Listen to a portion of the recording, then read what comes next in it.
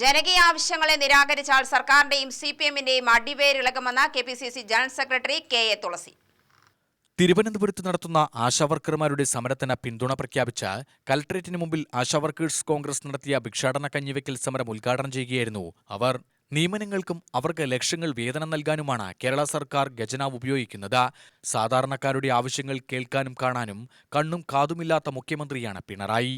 ആശാവർക്കർമാർക്ക് 1000 കൂട്ടിലെന്ന് ശടിക്കുന്ന മന്ത്രിസഭയാണ് PSC അംഗങ്ങൾക്ക് മറ്റും ലക്ഷങ്ങൾ വർദ്ധിപ്പിച്ചതെന്നും കെ.എ. തുളസി പറഞ്ഞു.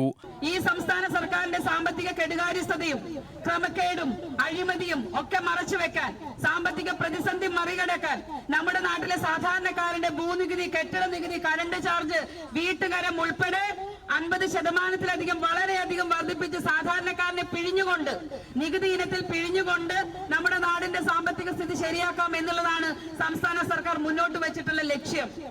ഈ കഴിഞ്ഞ ബഡ്ജറ്റ് അവതരണ സമയത്ത് നമ്മുടെ നാട്ടിലെ ചിലരെങ്കിലും പ്രതീക്ഷിച്ചു കാണും, ഈ അവതരിപ്പിക്കാൻ പോകുന്ന ബഡ്ജറ്റിൽ ഞാനും നിങ്ങളും ഉൾപ്പെടുന്ന ഈ നാട്ടിലെ സാധാരണക്കാർക്ക് ആശാവഹമായിട്ടുള്ള എന്തെങ്കിലുമൊക്കെ സംസ്ഥാന സർക്കാർ പ്രഖ്യാപിക്കും എന്ന് ചിലരെങ്കിലും പ്രതീക്ഷിച്ചിട്ടുണ്ടാവും.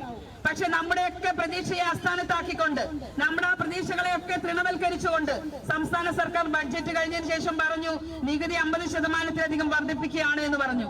നമ്മുടെ ഈ പഞ്ചായത്ത് തലത്തിൽ ഒരു 8.16 ഭൂമി നമുക്കുണ്ടെങ്കിൽ അത് മുൻകാലങ്ങളിൽ 5 രൂപയാണ് നമ്മൾ നികുതി അടച്ചിരുന്നതെങ്കിൽ ഇപ്പോൾ അത് 8 രൂപയും, അതുപോലെ മുനിസിപ്പാലിറ്റിയിലാണെങ്കിൽ അത് 15 രൂപയും, കോർപ്പറേഷൻ പരിധിയിൽ 25, 30, 45 ഒക്കെ ആക്കി ഉയർത്തിയിരിക്കുകയാണ്.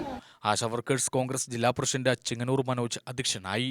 മണ്ഡലം Congress president CV Satheesh, Mary Jose, Lakshmikutty Kottayi, Sunitha Tharoor, K Abikutty, Radha Ongallur എന്നിവർ പ്രസംഗിച്ചു.